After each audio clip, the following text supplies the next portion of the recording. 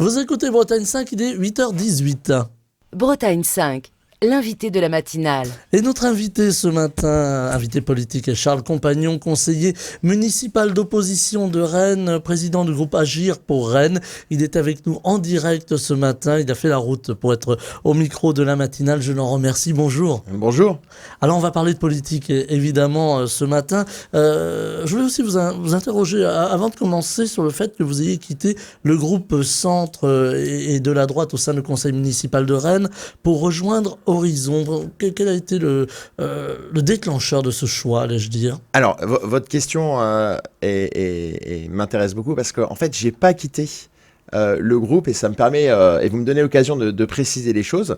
Donc, le groupe que je préside au conseil municipal qui s'appelle Libre d'Agir pour Rennes existe toujours. J'en suis toujours son président. Il regroupe toujours plusieurs partis. Il y a des gens du MoDem, il y a des anciens de l'UDI, il y a même un LR et il y a moi qui n'étais pas encarté. Et moi, j'ai rejoint il y a quelques temps le mouvement, le parti qu'a créé Édouard Philippe, Horizon. Donc, je suis, comme on dit en politique, encarté maintenant, la première fois de ma vie, à 50 ans, il fallait que ça arrive. Je suis encarté chez Horizon, je suis délégué représentant d'Horizon sur Rennes, mais je suis toujours au sein de ce groupe multiparti d'opposition à la mairie de Rennes et à la métropole. Je suis toujours le président. Donc, en fait, j'ai rien quitté, j'en ai pris en plus. Voilà, vous en avez pris en plus. Donc, c'était utile aussi de faire cette précision. Puis, alors on parle aussi, on va parler tout à l'heure des européennes. C'est important de revenir sur les européennes dans le climat actuel. Charles Compagnon, on vous prête aussi des ambitions pour Rennes, pour 2026. Qu'en est-il? Vous avez déjà une petite idée? Vous y pensez le matin en vous rasant, comme l'on dit? Alors, je me rase le matin, voilà, ça peut être un élément de réponse.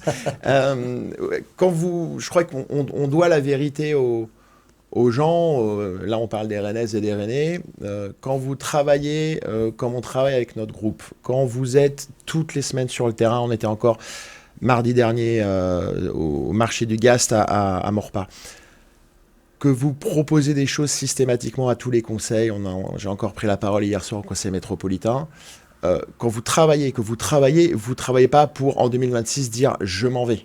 Ou je vous laisse, ou je passe à autre chose. Mon premier engagement viscéralement, c'est la ville de Rennes. L'Ille-et-Vilaine et la Bretagne ensuite, mais c'est la ville de Rennes au départ. Donc oui, en 2026, on doit être en mesure de proposer quelque chose. Et oui, j'espère de tous mes voeux que en 2026, avec notre groupe élargi, on sera effectivement au rendez-vous pour les Rennaises et les Rennais. Voilà, donc le rendez-vous est presque pris. Allez, il est pris. On va parler de Rennes, évidemment, ce matin, car Rennes est un peu sous les feux de l'actualité depuis quelques semaines, avec ces problèmes d'insécurité. Après cette fusillade qui a éclaté dans le quartier du Blône dans la nuit du samedi 9 au dimanche 10 mars dernier, cette fusillade qui résulte du trafic de drogue, finalement, des luttes de territoire. Est-ce que Rennes devient une ville, on va dire, gangrénée par la drogue et par l'insécurité? Alors, le mot de gangrène résume bien, et je remercie effectivement ce qui se passe à Rennes, puisque ça s'étend. Cette fusillade, tout le monde en a parlé, par son côté exceptionnel dans sa durée. Ça a duré 1 heure. Maintenant, c'est important que vos auditeurs et vos auditrices entendent que des coups de feu, il y en a à Clenay, il y en a à Maurepas, il y en a à Bréquigny, il y en a au Blône, et régulièrement.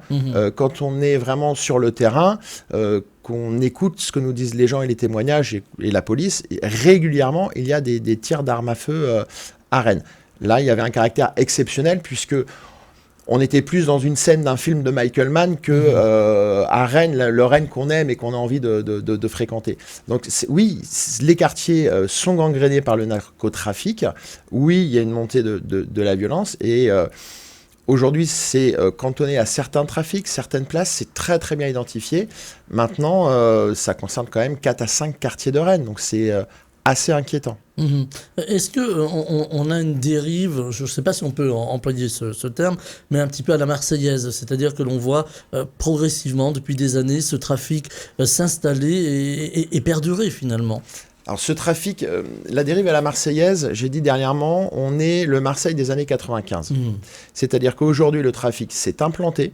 Il n'y avait aucune fatalité à ça. Il faut bien comprendre que Rennes, c'est pas un port. Il n'y avait pas de raison à ce que le qu'au trafic s'installe, si ce n'est qu'il aurait fallu embêter les petits trafiquants locaux avant d'avoir les trafiquants qui viennent maintenant des extérieurs. Je vais vous donner une image. J'ai habité au Blône dans ma jeunesse. Avec mon copain Philippe, on allait faire des footings d'Italie jusqu'à la place du Banat, en passant par ce qu'on appelait le bois aux Allemands. Il n'y avait aucune stratégie d'évitement à cette époque-là, et on est dans les années 90. Et on voyait des petits chauffeurs, comme on dit, mais on était... il n'y avait aucune zone dite de non-droit ou aucune zone dangereuse. Quand je suis allé faire ma vidéo le 15 décembre au Blône, ma collaboratrice est arrivée 5 minutes avant nous. J'étais avec Nicolas Boucher du Modem, qui est élu avec moi à la mairie. Et on a été faire une petite vidéo appelée par les habitants pour dénoncer la violence. On est le 15 décembre, hein. Vous voyez, c'est avant la fusillade. Eh bien, ma collaboratrice a été prise à partie par des dealers de la place du Banat qui lui ont dit « T'es pas d'ici, dégage, t'as rien à faire ». Vous voyez ? On passe des années 90 où on peut faire des footings partout à on arrive en plein après-midi, un vendredi à 15h, et on dit dégage, t'es pas... Donc, il y a cette guerre des territoires. Il faut nommer les choses. Il faut oser dire qu'aujourd'hui, on commence à installer des zones de non-droit. On n'est pas dans Bac Nord. C'est pas vrai, il ne faut pas dire ça. Mais on y arrive gentiment. Et c'est pour ça que votre image de la gangrène tout à l'heure me parle. Ça monte doucement et ça détruit sûrement. Et comment soigner cette gangrène? Est-ce qu'il faut mettre plus de moyens? Est-ce qu'il faut que les élus dont vous faites partie, mais les élus, j'allais dire, de la majorité, prennent le problème à bras-le-corps? Par où justement commencer pour essayer d'éviter que ce trafic de drogue devienne à un moment insupportable pour les habitants, pour les gens aussi qui passent à Rennes? Alors, si je veux répondre sérieusement à votre question, il faut me donner une après-midi entière d'antenne. Voilà. Je ne pourrais pas vous donner l'après-midi entière. Ça, c'est juste pour dire à vos auditeurs et auditrices, le problème est éminemment complexe. Dire que c'est facile, c'est se disqualifier. Et en tout cas, il faut disqualifier les gens qui disent que c'est facile. La réponse, elle est évidemment dans une réponse sécuritaire, c'est-à-dire de mesures propres à la sécurité. Mais elle est aussi dans les formes urbaines, dans ce qu'on fait de la ville, dans la densification des habitants. Plus vous entassez les gens, plus vous décidez de faire la fameuse métropolisation que je combats fortement. Et j'ai envie que nos amis bretons et bretonnes nous entendent. Je combats la métropolisation.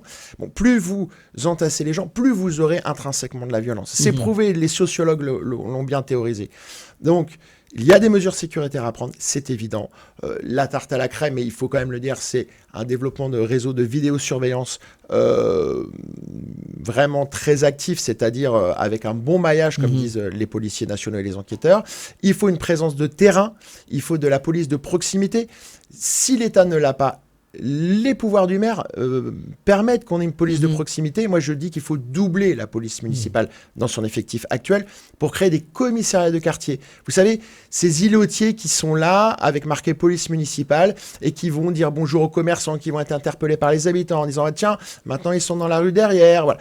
Pratiquer ce que d'autres maires m'ont expliqué, le harcèlement présentiel passif. En fait, la drogue, c'est un business.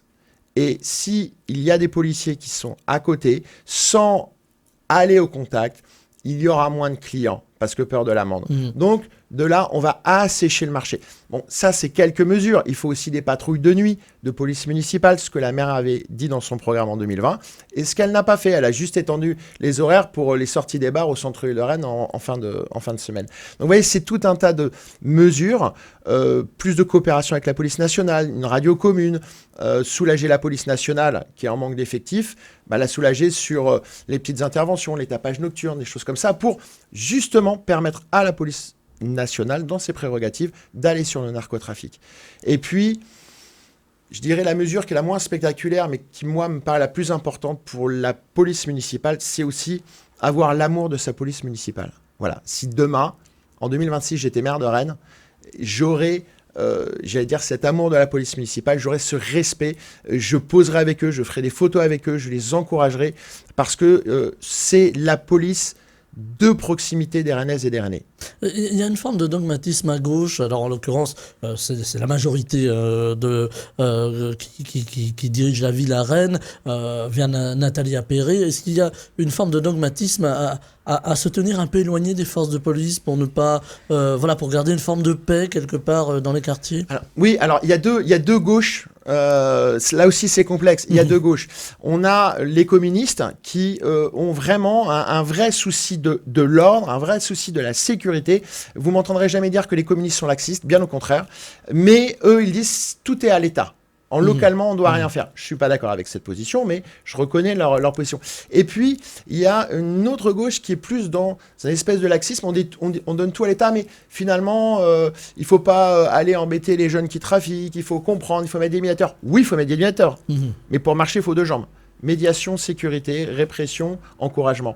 Donc, ce logiciel qu'a aujourd'hui Nathalie Appéré avec ses alliés verts, malgré les discours récents où on dit qu'on va mettre des caméras, moi je suis venu, parce que je voulais pas tordre les propos, mais le 23 mars 2021, Mathieu Thaurier s'exprime contre la vidéoprotection. Yannick Nadezan, le 13 septembre 2021, quand il y avait les grands débats sur la sécurité à Rennes, s'est exprimé. Valérie Faucheux, en 2015, s'exprime contre la vidéoprotection. Bon, donc on voit bien que c'est pas, si je pouvais m'exprimer trivialement, c'est pas leur truc, mais aujourd'hui c'est nécessaire. Quand on discute avec les procureurs, avec les préfets, avec les policiers, avec les maires d'autres villes, ils vous disent c'est nécessaire, ça ne résout pas tout.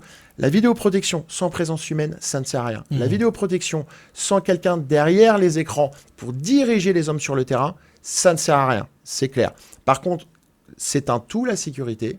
Mais ça passe de la médiation à l'urbanisme, à la présence terrain. J'allais parler justement, vous lâchez le mot urbanisme, Charles Compagnon. Aujourd'hui, on a ces grands ensembles. Certaines villes ont fait le choix de commencer à détruire ces grandes tours. On a vu le cas ici à Saint-Brieuc, dans les Côtes-d'Armor, et il y en a d'autres. Est-ce qu'il faut repenser l'aménagement du territoire? Est-ce que c'est aussi une des pistes pour peut-être rendre des quartiers plus sympathiques à vivre, peut-être plus accessibles aussi pour les forces de police quand il y a des interventions? Est-ce qu'il faut imaginer ça pour le futur? Alors, c'est mon grand combat. Souvent, certains, parce que je suis un peu arrivé par là en politique, m'ont caricaturé sur la sécurité. C'est un sujet que je maîtrise et que j'espère que je vous l'ai montré ce matin. Mais mon grand combat, c'est l'aménagement du territoire. Assez bizarrement, quand effectivement, on est conseiller municipal de Rennes, on peut penser qu'on ne pense qu'à Rennes. Et je pense que Rennes existe dans son territoire. En Ille-et-Vilaine, le territoire d'où je viens, où est Rennes, donc territoire voisin des Côtes-d'Armor où nous sommes, on a une grande chance, mais on l'a aussi dans les Côtes-d'Armor, c'est qu'on a un territoire aujourd'hui qui est encore habité. C'est-à-dire qu'on a un maillage de grandes villes, Rennes, Saint-Malo, on a des villes moyennes, Vitré, Combourg, Tinténiac, et puis on a les petites villes, Montreuil-le-Gard, Mordel, etc. Donc, Mordel, ils vont pas être contents si je dis que c'est une petite ville. Mais voilà, on a ce maillage. Et en fait, ce que nous propose Nathalie Appéré, et c'est une proposition politique qui s'entend, c'est un peu ce que moi je caricature comme la ville trou noir, c'est-à-dire la métropole qui va aspirer l'économie, qui va aspirer les services, qui va aspirer les habitants en leur disant regardez, franchissez la rocade, vous n'aurez plus de problème, vous aurez un métro, vous n'aurez plus d'embouteillage, vous n'aurez plus de voitures, vous serez en vélo cargo, c'est super.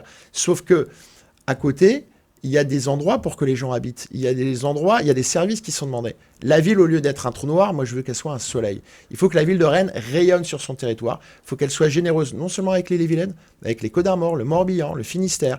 Il faut que la ville de Rennes distribue. Alors, ça peut paraître antinomique quand on dit, mais cet homme-là, il dirait qu'il veut être maire de Rennes et il parle de distribuer. Mais c'est un modèle de société, c'est un modèle de ville. Et effectivement, je suis contre les grandes tours. Je suis contre l'entassement des populations. Vous savez, c'est le principe du micro-ondes. Plus vous bougez des particules très vite, plus ça chauffe. Et on reboucle sur la sécurité. Donc, je prends souvent cet exemple de Pierre Ménury qui, quand il avait installé l'usine Sanden à Tinténiac, certains lui disaient il est complètement fou, ça marche pas. Il a complètement dynamisé le pays de Combourg avec cette installation de Sanden. Il a dû se battre contre Edmond Hervé à l'époque. Donc voilà, moi je m'inscris dans cette lignée de penseurs qui ont milité pour l'équilibre du territoire breton, brétilien et rennais. Avec un territoire qui est riche, on le voit, et puis avec des demandes. Alors, j'avais prévu de vous poser la question à la fin. J'ai posé à plusieurs invités ici dans la matinale. On parle beaucoup d'autonomie de la Bretagne. Après cette autonomie qui est en marche déjà en Corse, le président de la région Bretagne, Loïc Chenet-Girard, a lancé ce fameux chiche. Et si la Bretagne avait un peu plus d'autonomie, est-ce que ça peut être bien pour des villes comme Rennes d'avoir plus d'autonomie aussi au sein de la région, j'entends, avoir plus d'autonomie, c'est-à-dire peut-être de bénéficier de plus d'aide, de plus de pouvoir décentraliser, de pouvoir faire des choses justement. Alors, oui, mais avec ce que j'ai dit avant. Mhm. C'est-à-dire que si c'est pour demain être des villes-régions, comme ce qui nous pend au nez avec Nantes, Brest et Rennes, et plus rien autour, non.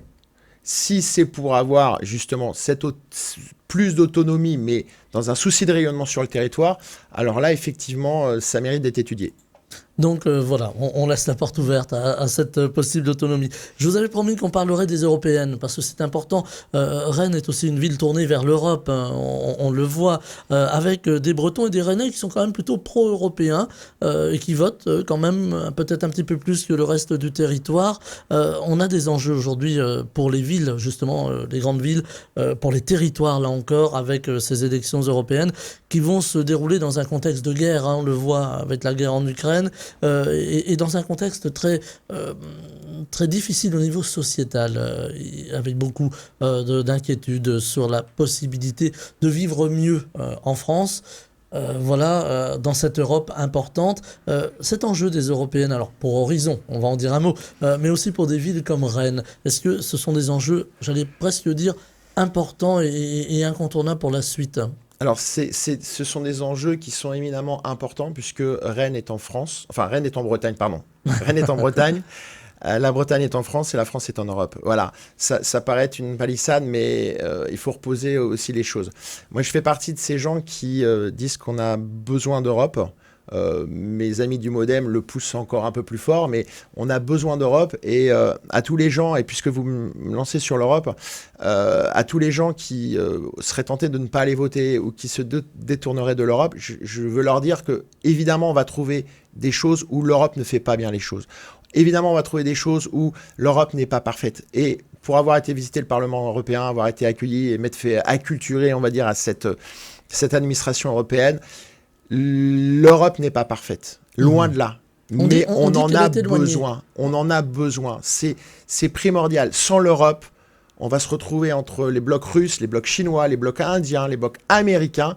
On n'est que 70 millions en France et on ne pèsera rien au niveau international. Donc, au contraire, investissons-nous politiquement sur le débat européen, sur les questions sur l'agriculture, les questions de souveraineté, les questions aussi, osons dire, de protectionnisme. L'accord CETA vient d'être cassé par le Sénat. Ça doit nous interroger. Pourquoi ils ont fait ça? Ils ont voulu protéger l'agriculture. Il y a un grand débat même au sein de la majorité. Hein. Mais il faut que les gens s'investissent sur ce sujet européen qui paraît un peu loin d'eux. Nous, en Ille-et-Vilaine, et à Rennes plus particulièrement, on a la chance d'avoir une députée européenne, Marie-Pierre Védrenne, qui fait énormément de pédagogie, qui prend beaucoup la parole, qui donne de son temps pour justement expliquer l'Europe et notamment aux jeunes. J'ai assisté à quelques réunions et on va rentrer en campagne, on est rentré en campagne là et sur les marchés, on ira faire de la pédagogie sur ce que l'Europe apporte aux Bretons. Voilà, Marie-Pierre Védrenne qui est venue assez souvent, qui viendra encore au micro de Bretagne 5 pour parler d'Europe. On va en parler beaucoup ces prochaines semaines. L'Europe, justement, j'allais vous couper la parole pour dire, mais aujourd'hui, les gens, les citoyens, les Bretons, disent, oui, mais l'Europe, c'est loin, on ne la comprend pas toujours, cette Europe. Ouais, parce que déjà, médiatiquement, c'est pas un sujet sur lequel... C'est comme la sécurité. Je veux dire, si vous m'invitez une après-midi, on parlera d'Europe, on viendra avec les dossiers. Mais c'est des sujets qui sont éminemment complexes, qui méritent de ne pas être caricaturés. Les agriculteurs ont besoin d'Europe aujourd'hui. Et clairement, moi c'est vrai que l'Europe s'est montée sur le libre-échange, sur la libre circulation des biens. Enfin, sur l'euro, c'est quand même c'est l'Europe tout ça, et c'est du concret. Aujourd'hui, on paye avec l'Europe, on voyage avec l'Europe. Enfin, je veux quand même rappeler aux gens qui, quand ils allaient en Angleterre, enfin en Angleterre c'est un mauvais exemple, pardon, mais en Belgique, en Italie, enfin surtout en Espagne. Enfin, rappelez-vous les queues aux frontières, toute une préparation, etc. Ça peut paraître assez trivial sur les enjeux internationaux d'aujourd'hui, mais concrètement, ça a changé nos vies aussi. Donc, oui à l'Europe, et par contre, il faut que les citoyens s'investissent sur ce débat-là. C'est trop facile de critiquer sans vraiment aller au fond des choses. Donc, on aura des réunions thématiques, on va expliquer un peu aux gens ce que ça leur apporte sur le terrain en termes d'agriculture, en termes de commerce, en termes d'économie. en termes d'aide sur les constructions et les infrastructures. Il faut savoir, l'Europe aide aussi sur les constructions, des infrastructures, des investissements, des implantations de sociétés. Enfin, voilà, sur tous les terrains, l'Europe est présente. Alors, avec une Europe, là je parlais de défiance tout à l'heure un petit peu de la part des citoyens, avec une Europe, en tout cas des élections européennes, dont on dit que le Rassemblement national pourrait peut-être faire un peu le juge de paix avec alors, des sondages, évidemment, ça reste des sondages qui donnent quand même une confortable avance pour le Rassemblement national. J'ai posé la question à plusieurs intervenants, là encore, et je vous pose à vous, Charles Compagnon, la question, est-ce que c'est de nature à vous inquiéter, cette montée du Rassemblement national, et plus largement peut-être du populisme en Europe ? Alors j'espère que je ne vais pas choquer vos auditeurs et que je ne vais pas vous choquer vous, mais la montée du Rassemblement national, elle est la responsabilité de tous ceux qui sont engagés en politique depuis 50 ans. Alors, je vais me permettre de ne pas me mettre dedans, je suis engagé en politique depuis 3 ans, voilà.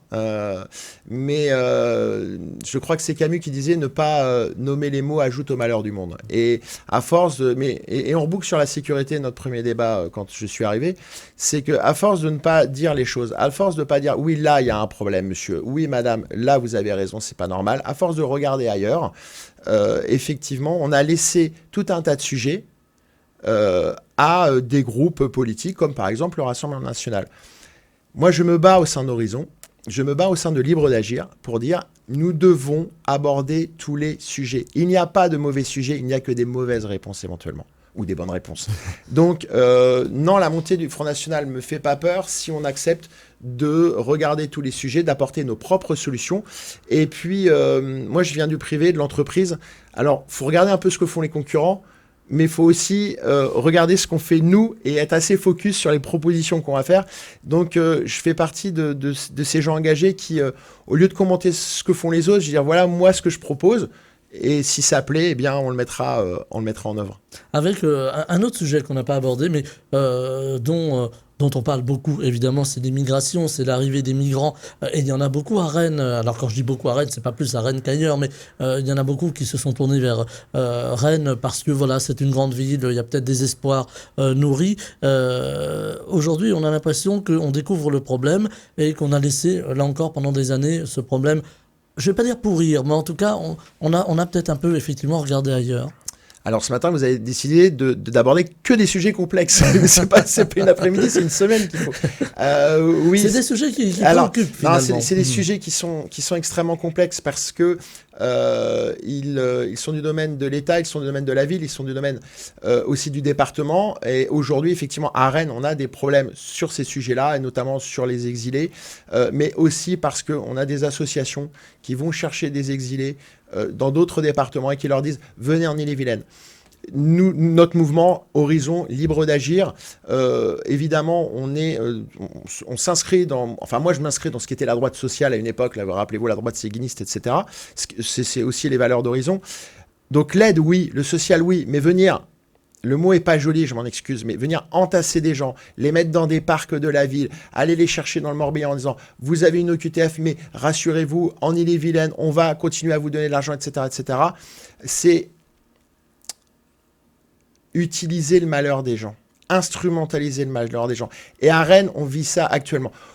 Je vais illustrer mon propos. Au conseil municipal, le dernier, on a voté une délibération pour dire qu'on allait donner de l'argent à des associations qui vont donner de l'argent aux exilés, jusque-là, très bien, mais a été rajouté quel que soit leur statut administratif.